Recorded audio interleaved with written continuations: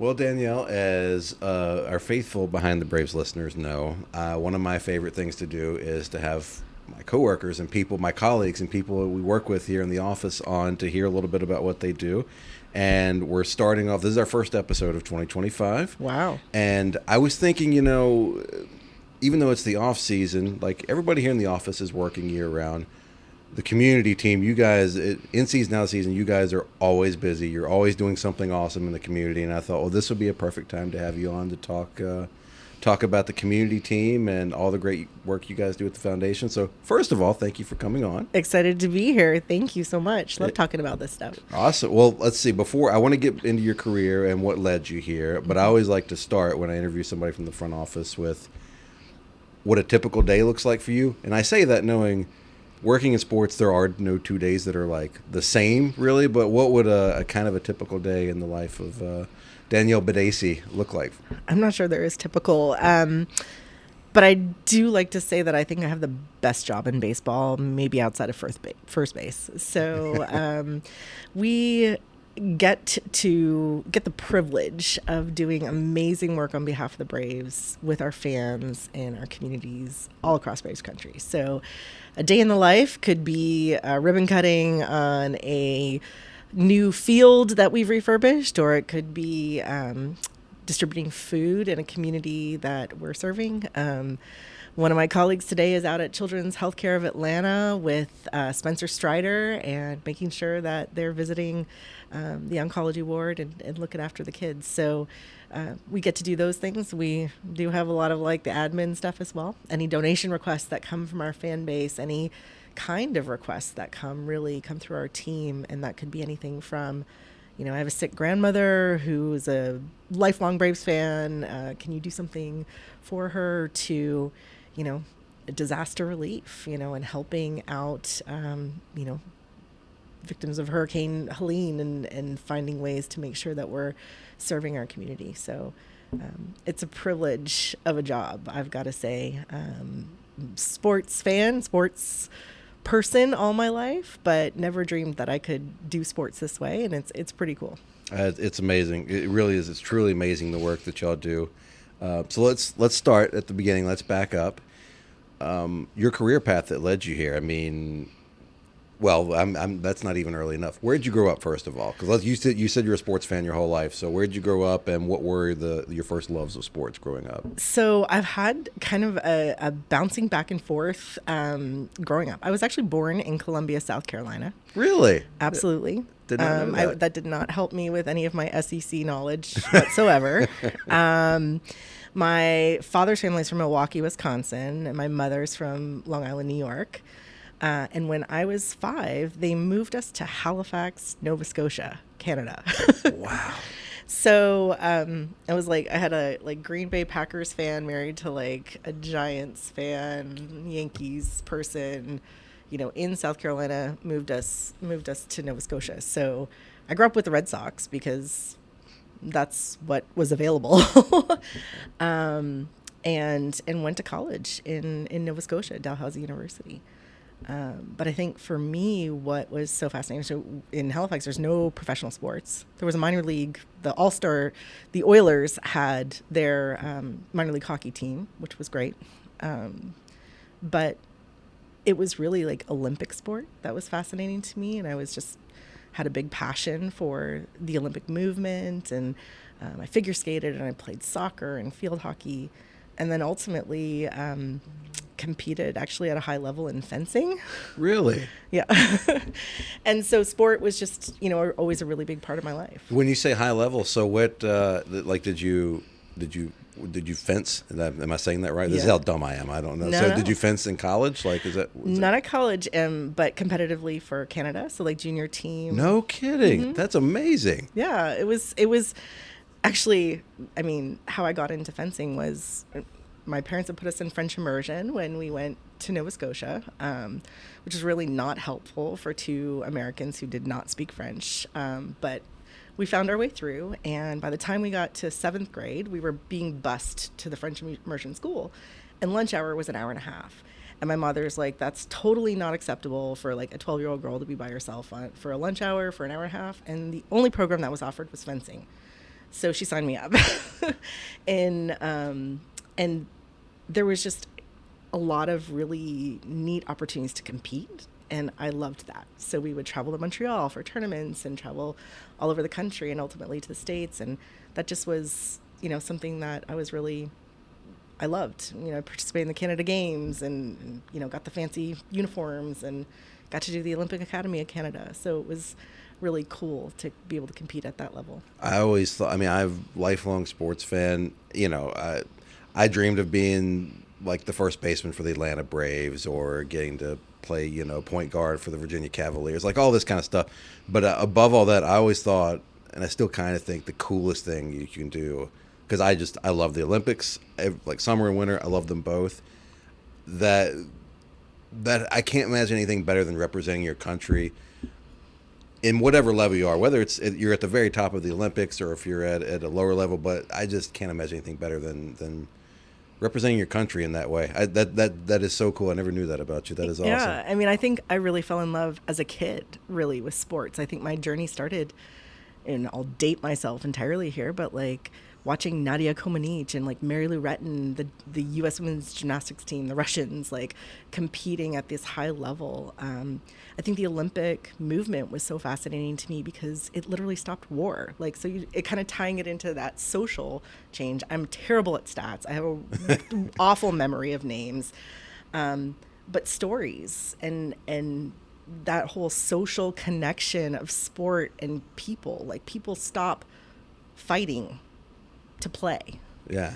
What does that mean, for us as humans? Like, that's an important part of life and in our society and being good citizens is to play.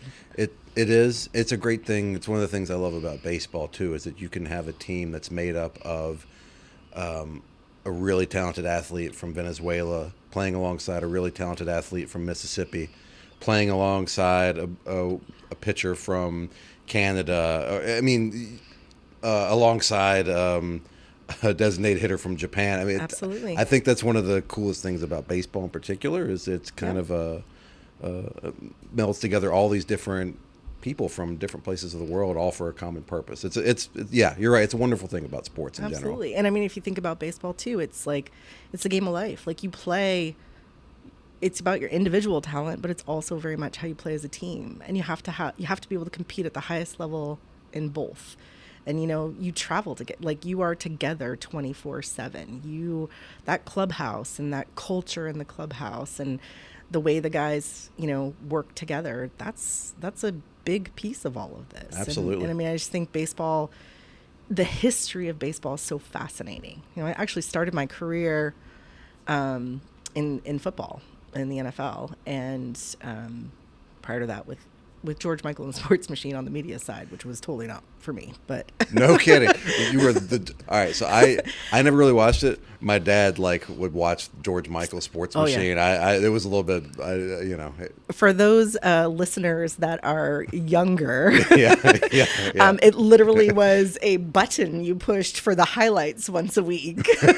Yeah. So there's nothing like it now, for sure. But it paved the way, and it was really just like a fascinating experience. That was really my first experience out of college, and I learned so much from George. And to this day, incredible talent that worked for him.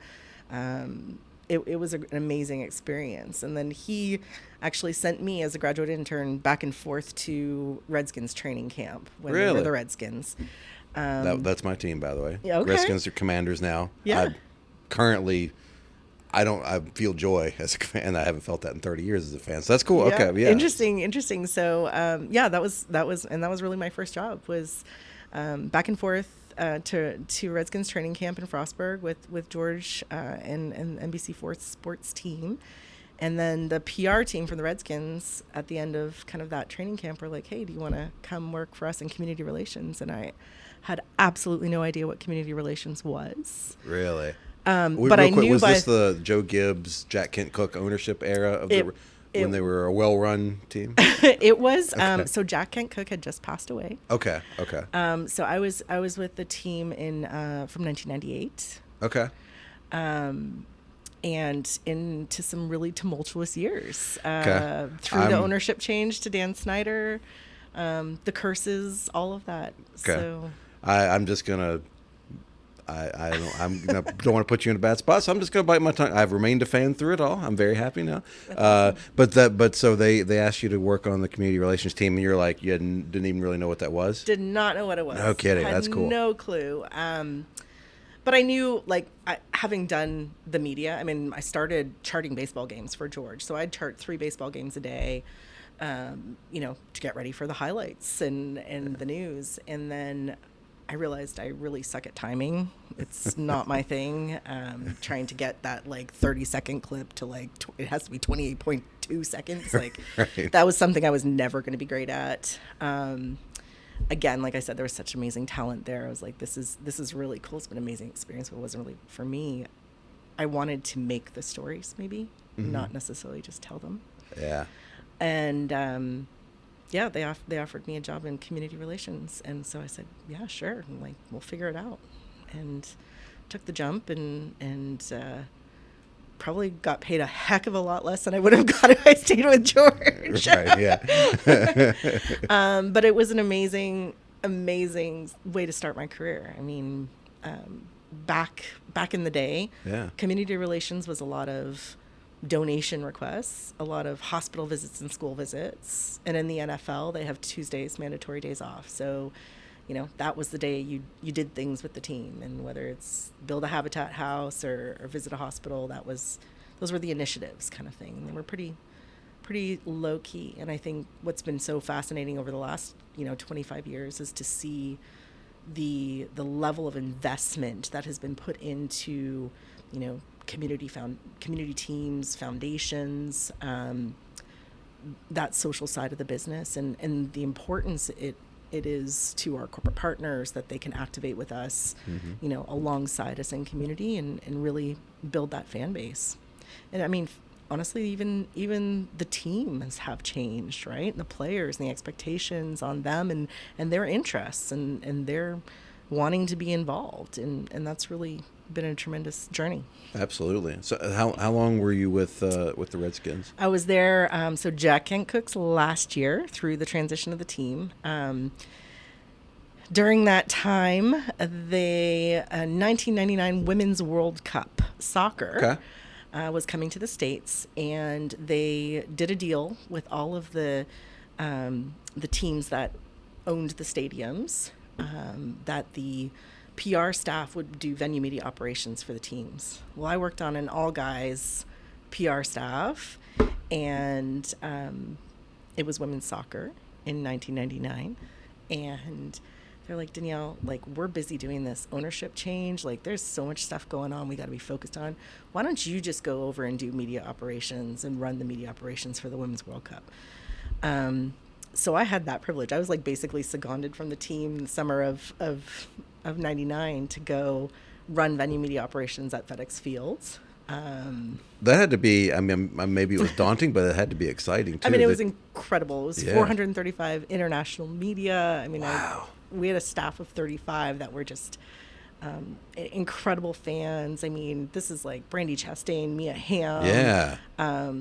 It was something that nobody really expected. And it was funny because the guys kind of came on the opening game, and they're like, what the heck is going on here? Yeah. I'm like, listen, guys, like, women's soccer is a thing. And, that's the team. Look at it now. I know. That's the team. I mean, this is just me, which I would have been a teenager at the time, but I felt like that team, in particular, those 2 names you just mentioned, that was when, to me, as a sports fan, women's soccer, at least here in the States, I can't speak for outside of the States, but in the States, it started becoming what has ultimately led us to what it is now, which is, a huge sport. But I felt like those 2 names in particular were the ones that were the first household names here in the States for women's soccer. So that you were around that when that was happening, just not just there for you, but like it was kind of a culturally thing that was happening here in the States. That's pretty amazing. I mean, it was incredible. It really was. And I think, growing up in the time that I did, and even in Canada, like there was no women's hockey in Nova Scotia. I could play ringettes if I wanted to, but I couldn't play on hockey team.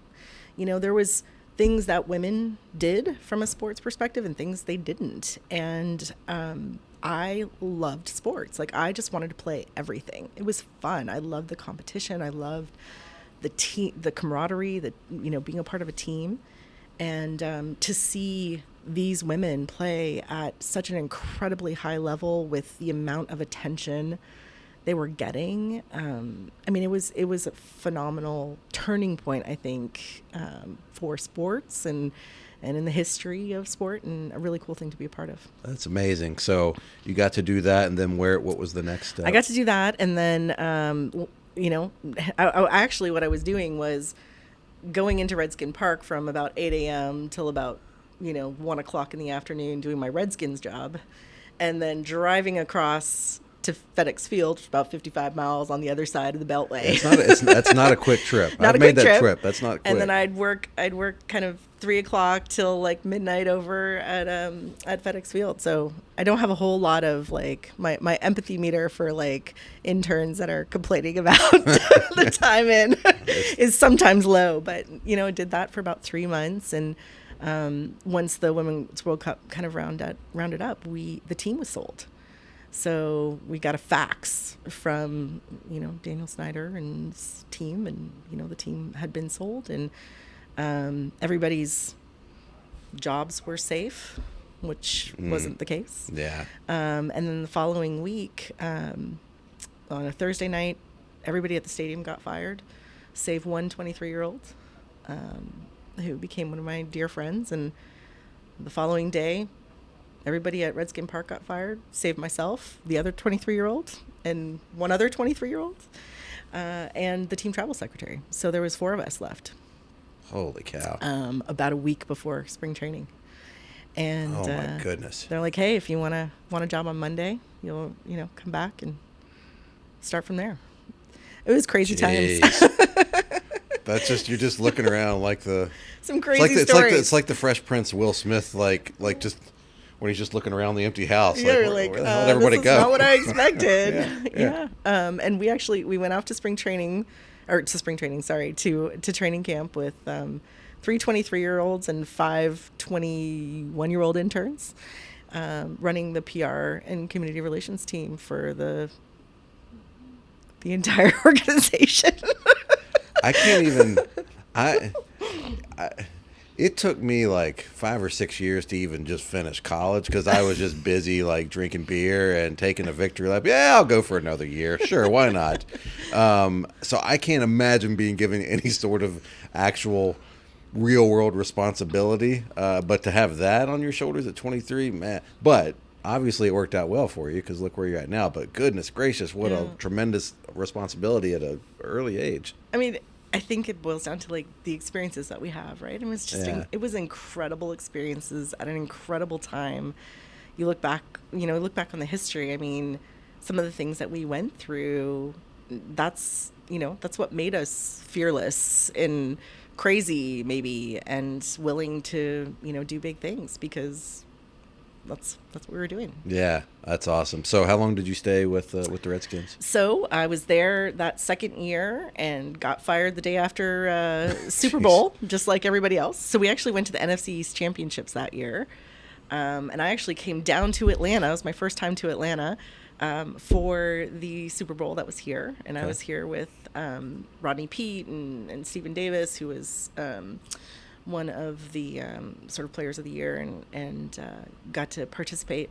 Actually, it was good because it was the Super Bowl where everything was iced over, and they're like, "Oh, you're Canadian, you can drive in this." So I got this really nice Lexus in Atlanta, and it was a fun week. Nice. Talk about experiences. Yeah. The day after we got back, they're like, "Yeah, we're cleaning house again," and they cleaned house. I think they did that about every year for 4 years, and. It was a tough transition, and unfortunately, because the history of the organization, and I mean, an owner like Jack Kent Cook who had just put so much into it, and I mean, it was old school. It's going from basically being family run, kind of single owner, but very much more corporate, and I was okay to go. Yeah, I as somebody that has followed the team, and particularly throughout all the years since that moment, I bet you were glad to go, and I don't blame you. I mean, it hurt. Don't get me wrong. Oh, I was sure. a kid. I was 25 years old. And I'm like, this this is my dream job. What am I going to do now? Yeah. So it was not an easy transition at the time, for sure. But it it gave me a lot of experience. Sure. To go on to the next thing. What was the next thing?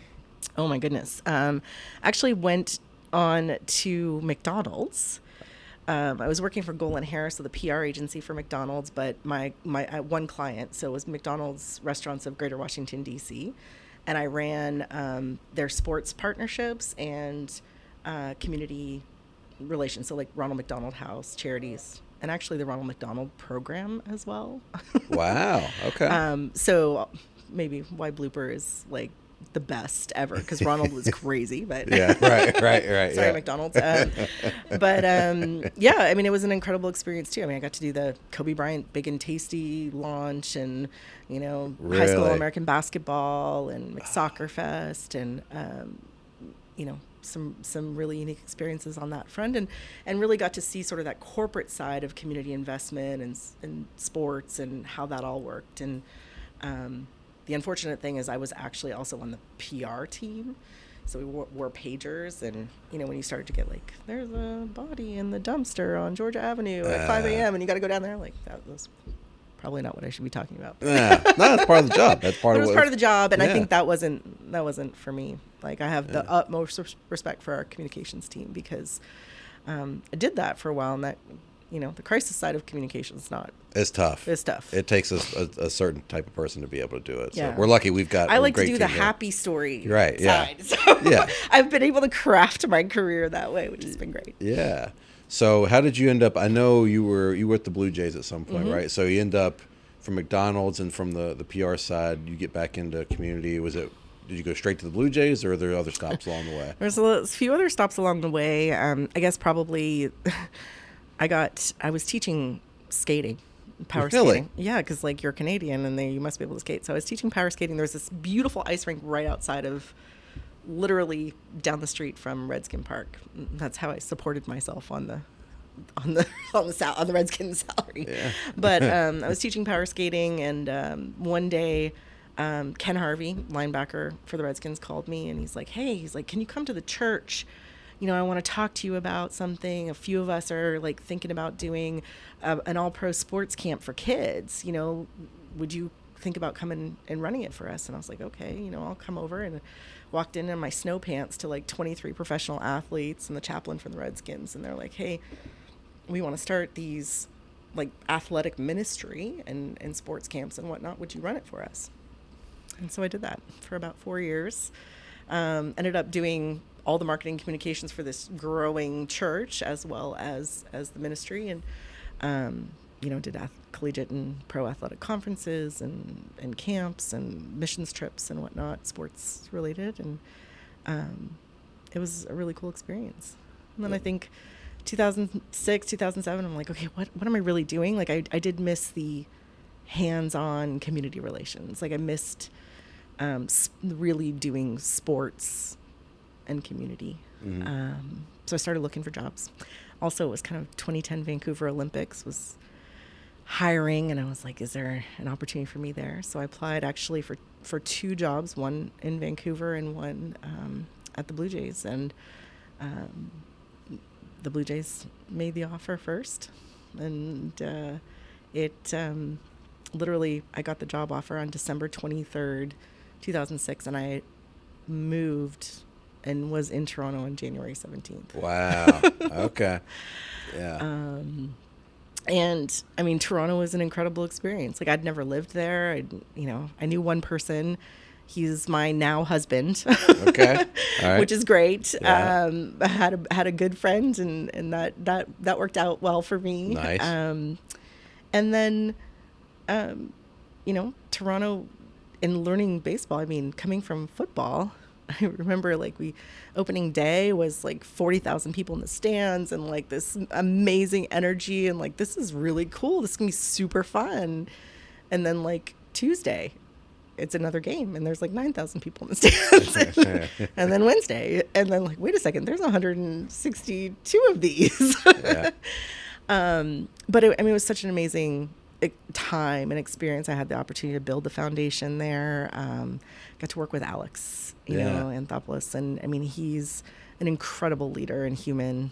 And you don't get to see him as much because obviously he is a little bit more behind the scenes, but the work he does is phenomenal. So it was a great time. How long were you at the Blue Jays? I was at the Blue Jays 7.5 seasons. Okay. We moved here to Atlanta in 2014. So what made you want to make the move from Toronto to Atlanta? So it was that husband. Okay. That one friend. That one pesky friend just couldn't get rid of. We had our first little girl, and she was about 19 months old, and he had an opportunity to come down here. And if he's listening, I don't know, but there was a lot of tears. Sure. Because I was not sure I was ready for that. I mean, to leave something that I'd built and grown and, had really become such a big part of my life. But I had a little girl and my family, and I, wanted to preserve that as well. So I was planning on staying home. So we moved down here, and, I met all the Canadians in the sports world, and came and saw Erica Newsom-Hill, who was the current executive director and community relations at the time here at the Braves, because we'd had that relationship when I was at the Blue Jays. But it just wasn't really there wasn't an opportunity, so I just started having babies. Nice. Okay. We just started that at our house, so we're trying to work that. That's a whole another job and career unto itself. 1,000%, especially when you're old. Yeah. Which we were. But had just kind of started. Actually, Erica had called me. Brian Jordan was looking for some help with his foundation, so I started doing a little bit of consulting for him. Same with Paul Millsap. Was opening up Core 4 and was looking for some help with that. So I got to do a little bit of consulting for athletes and their foundations, and kind of learning the city a little bit, having a bunch of kids. So we have 4 now, which is great. And Erica left the Braves on the last day of the 2018 season. So you guys had moved here. I mean, incredible. Truist Park. I mean, this place is amazing. Yeah. And she called me. She's like, hey, I'm leaving. I've got this opportunity at the Hawks. You should call Alex. He's here now. You should give him a call. And I was like, maybe I will. That sounds interesting. I could do that job. Yeah.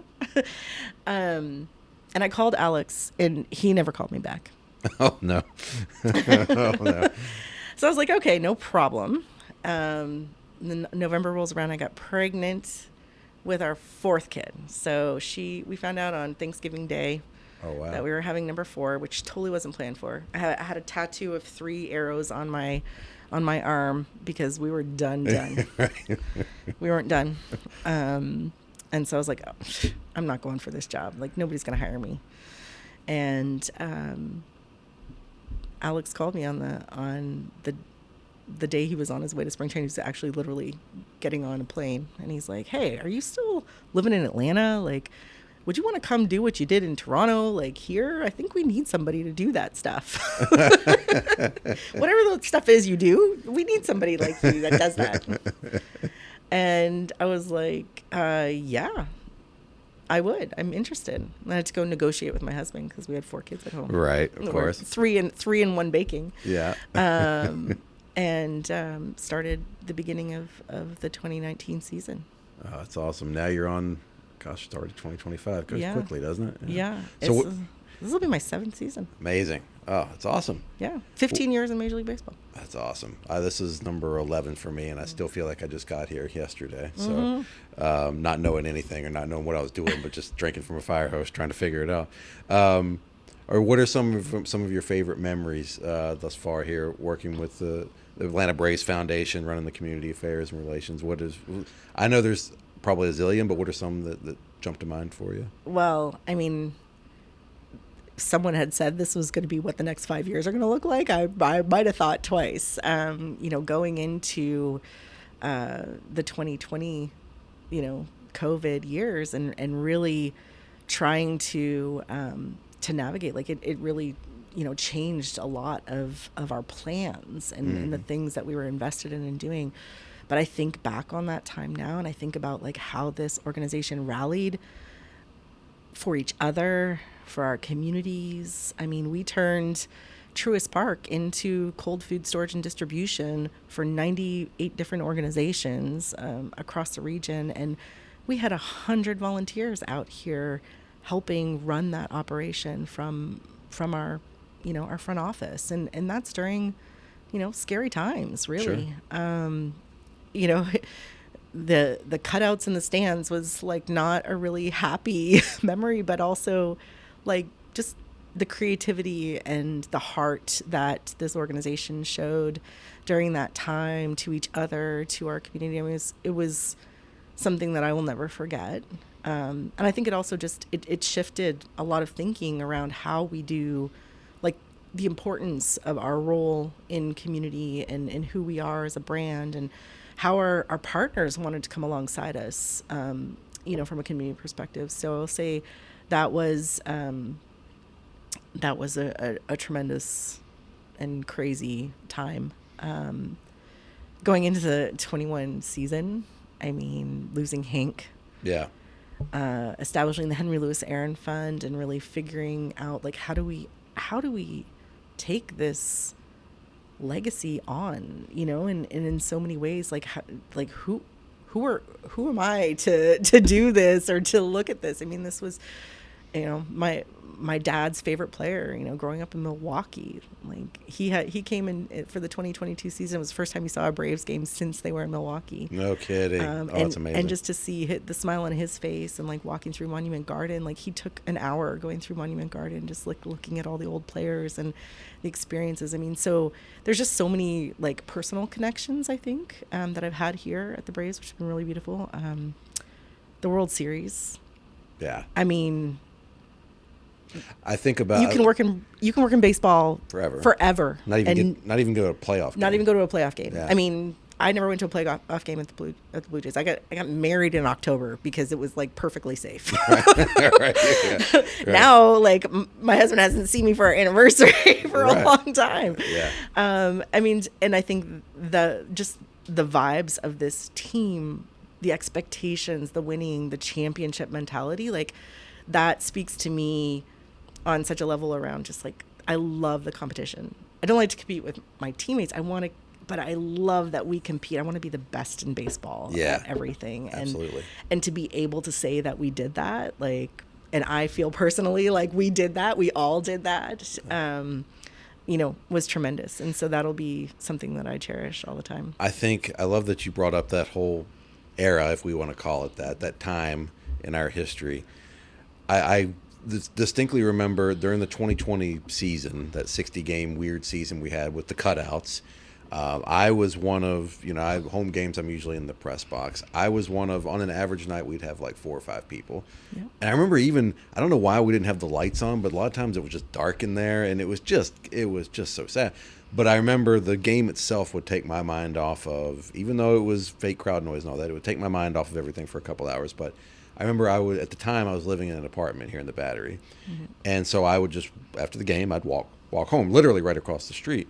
And I remember one night I left the press box, and from leaving the press box, walking through the Battery to my apartment, I didn't see one other single human being. And a Major League Baseball game had just concluded, and I thought, this is so bizarre, this doesn't even seem real. And I think then fast forward in my mind to 13, 14, 15 months later, whatever the math on that is, and we're on buses and fire trucks going through the city of Atlanta, coming through here with 1 million people in the streets. And I remember thinking, selfishly, I was like, I was just so grateful to be just a tiny little part of the whole machine.